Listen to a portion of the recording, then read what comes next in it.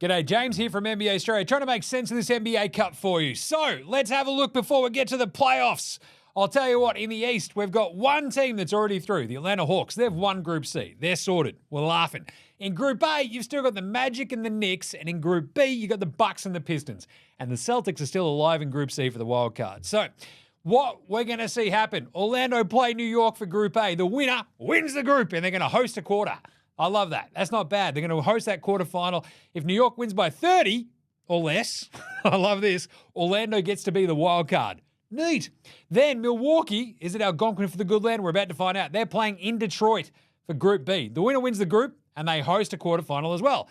If the Knicks win, however, the loser gets eliminated in this one. Pretty crazy. If Orlando wins, it comes down to point differential for the wild card spot between the Bucks, the Pistons, and the Celtics.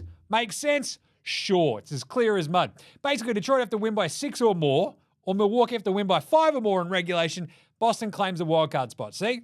Makes sense? Sure. If it's a less than 5-point game, it goes to overtime. The loser of Detroit-Milwaukee gets the spot. How good's that? Just make it make sense, Jim. Make it make sense. Basically, it's going to come down to these head-to-head games. Whoever wins probably gets through.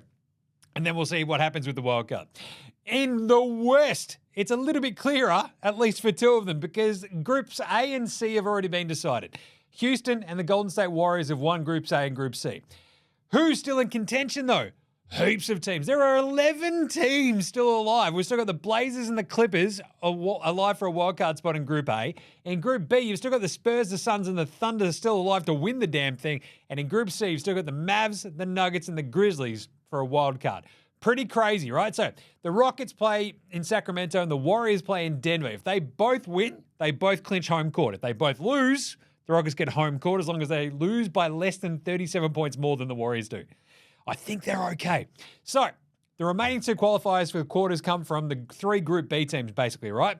The Spurs, the Suns, and the Thunder, and the Mavs. So the Thunder play the Jazz on Wednesday, and they probably should beat the Jazz, right?